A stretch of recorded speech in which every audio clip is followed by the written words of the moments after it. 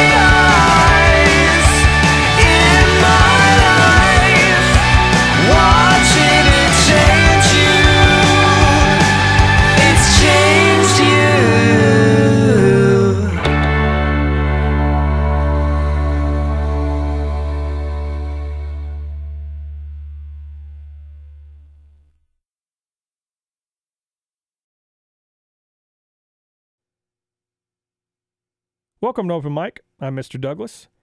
Shaun White is a man often associated with the Winter Olympics. The gold medal winning snowboarder is once again competing in the games in Russia, and while he is still at the top of his game, it's another field where the man is showing his talents. 2 years ago, White helped form the band Bad Things with Jared Palmer, Anthony Sanudo, Lena Zawadi, and vocalist Davis LeDuke. Davis joins us today to talk about the band's recently released self-titled Warner Brothers debut. So what has been the highlight for you so far as having it released a couple weeks ago and now it's out there for people? It's mostly been the preparation for getting ready to play live, and actually holding the physical CD was another question. But yeah, I just know we're really excited. I mean, me personally, I'm really excited to get out and play the music for people because I think people will really like it. It's got kind of a Phantom Planet, not a surf kind of vibe to it for me. What sort of influences brought you all together to create this sound? I think, we definitely have pulled from all sorts of different areas. Like, I grew up listening to the Beach Boys and Marvin Gaye and Etta James. And then sort of like once I started discovering my own music, I really got into punk rock music. So those are like my influences personally. And then like with Jared, our bassist, he has like a great ear for production and harmonies because he worked. I believe when he was younger, he was in like a choir of some sort. So he really like learned different like weird, eerie sort of harmony type stuff. And then it's funny because Anthony actually does surf, so he's definitely brought that sort of style of music to the table. And then the other two,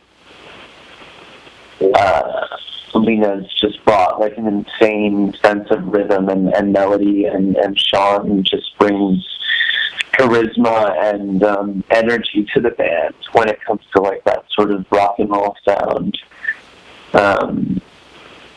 And yeah, I mean, we're extremely lucky because we've taken a lot of influences and put them into one thing, which I think is rare to do so quickly. I've only been in the band for 2 years, and it happened so quick. So yeah. We'll talk about that a little bit because the band is relatively new. Describe, I guess, the past 8 to 10 months on this ride. Past 8 to 10 months has been crazy because, basically we were preparing to release a record, and we were supposed to release it in October. But we decided that with Shaun gone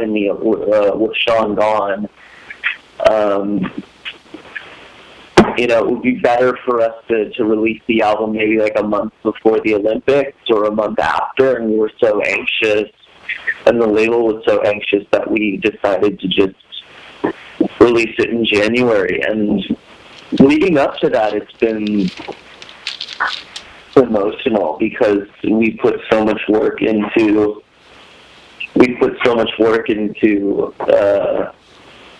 the band, the live show, and like relationships in the band. I mean, it's just like it's like an extension of the family. So it's been a pretty amazing journey thus far. You guys were pretty quickly swooped up by Warner. What was that like as far as getting this group of 5 people together and suddenly you're on a major label for the debut? Honestly, man, I think it has a lot to do with just hard work and dedication to what we love. And I think what Warner saw was that Shaun didn't look at this like a hobby project. He looked at it like, this is what I want to do, and I love playing music. And we all share the same common interest and goal. Because, I mean, for me, there's nothing else I can do. I play music. That's all I do. I don't really know how to do anything else. And I think the same goes for the others in the band, with the exception of Lena's insane intelligence. So she has that going for her. But I don't know, man. I think what they saw was the fact that like we really, really believed in this band, and we really were serious about it. Well, take me back and talk about how you and Jared met up with Shaun, Lena, and Anthony to really form this project. Well, Shaun, Lena, and Anthony all grew up in the same area, so they're all from like Carlsbad, whatever. I don't really know San Diego well, but they're all from the same area in San Diego. And they sort of started playing together, and they went through like a bunch of different members over the span of, I think, like 3 or 4 years. And then Shaun moved out to LA and met Jared. And they hit it off pretty immediately. And then, I was the last puzzle piece. And I don't know. I honestly, like, once I got in the room with everyone, I was skeptical because, hobby project, celebrity in a band. But once I got in the room with everyone in the band, the chemistry was undeniable, and after that, like, you couldn't tell me that Shaun was a snowboarder. You know what I mean? Like, I looked at him as, like, Shaun. I didn't look at him like, oh, Shaun, the, 2-time gold-winning pro snowboarder. So we just got, I don't know, it was pretty insane how quick we all sort of worked together, and it was just comfortable and perfect. How were you approached? I mean, what was that conversation like? I have a mutual friend who basically was just like, hey man, like I have a band that's looking for a singer, and it just so happens that Shaun White's in the band, and they want to, they're looking for a singer, and I, went in and met up with him. That was basically it.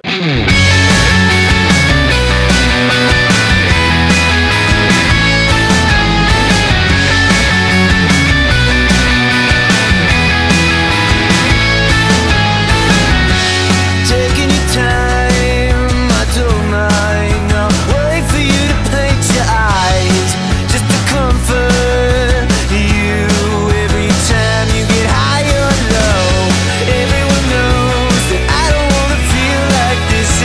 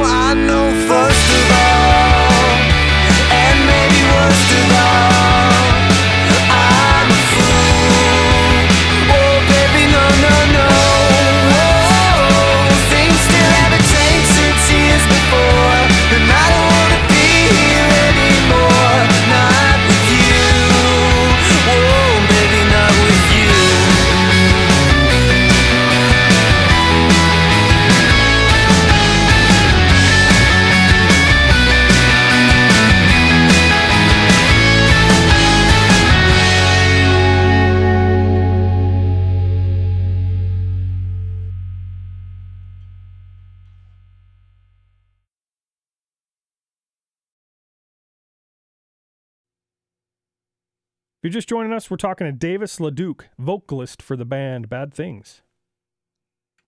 Talk about that the initial writing sessions as far as the chemistry went. Like, who were the primary songwriters hashing things out? Well, we are 100% collaborative. What we do is we get together in a room and we write songs. There's really no other way we do it. I mean, there are randomly times where someone will come in with, like, you know, a chorus written or a verse written, and then we build off that, but that's pretty rare. We usually just write songs in the room together. Going off what you were talking about earlier, you know, with the whole skepticism of having a celebrity, it is rare but not unheard of for someone really famous outside of music to be in a band, and then people start to get curious. How did you guys approach that aspect of the band as far as preparing for the expected questions about Shaun being in the mix? We just don't really give it, honestly. It's just sort of like, I don't know. It's hard for us to see it that way because Shaun is Shaun to us. I mean, obviously there are certain things that happen when we're hanging out with him. Like, people will come up to him and you know, he has admirers and whatnot. But I don't know. I mean, I guess I think what it was is that people expected it to be a certain way, and then, meaning like people in our camp expected it to be like,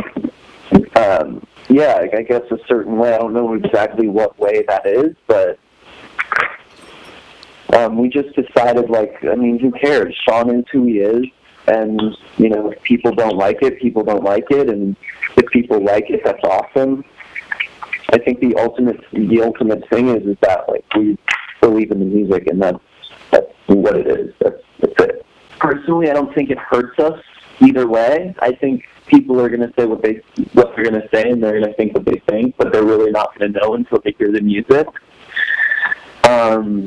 But yeah, I know that there are some things that sort of conceal it, and then there are other things where it's like, you know, we have videos with him in it, we have interviews with me and him, and I mean, I don't think we're a very well-known band, but, like, the people who do know who we are know that he's in it, which is, you know, I've gotten different kinds of reactions. I've had people come up to me and be like, oh, like, why are you in a band with Flying Tomato?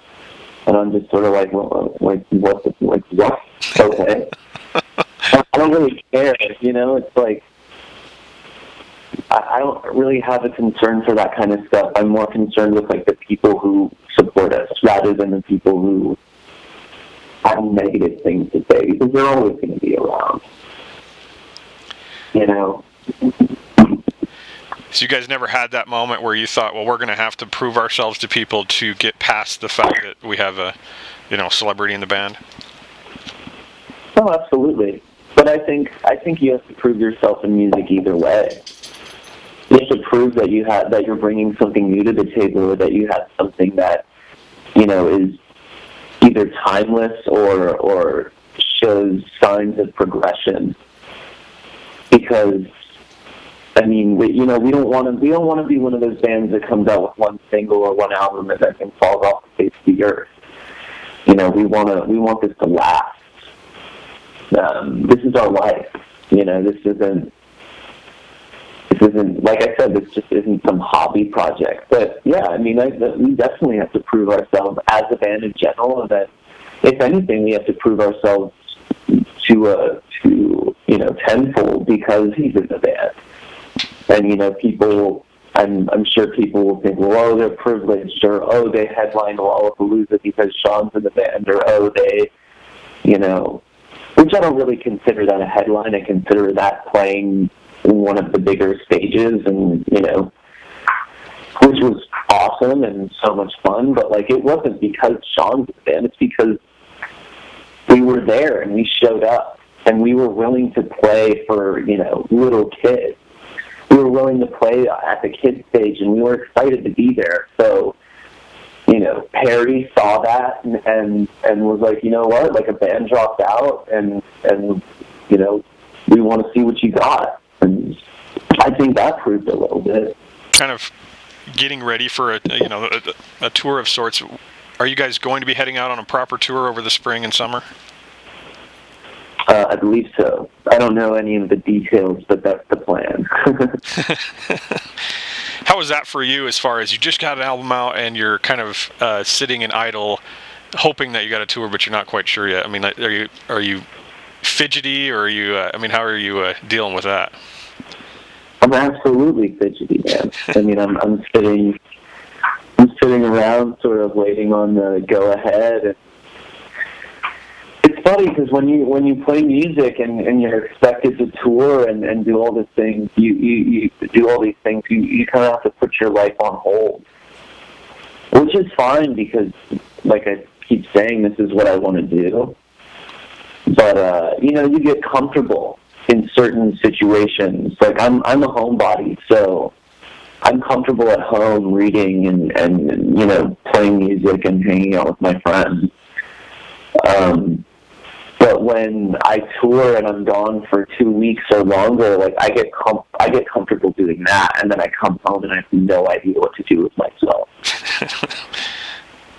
So I mean, I'm comfortable right now, but at the same time, it's like, yeah, the anticipation is killing me. It's pretty unreal.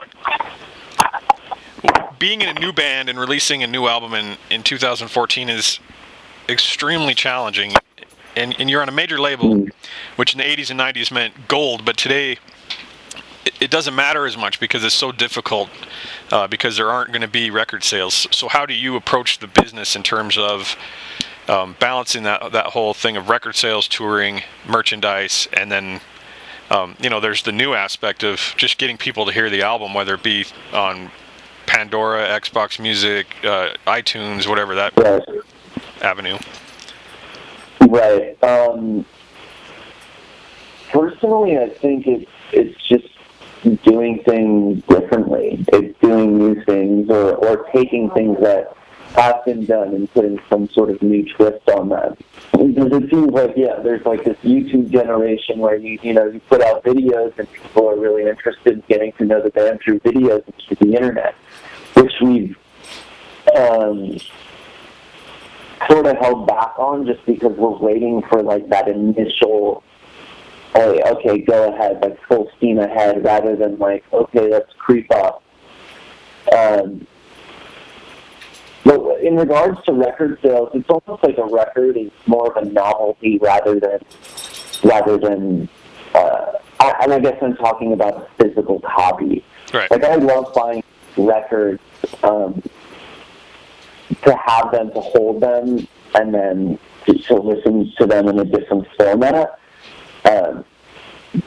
But yeah, I mean, it's 2014 and it's completely different. I mean, everything is digital now and everything is on the internet, and it's because, I mean, I didn't grow up with that. Like I remember when the Windows computers was like a rainbow and the computer was huge and you needed floppy disks to load files in and out.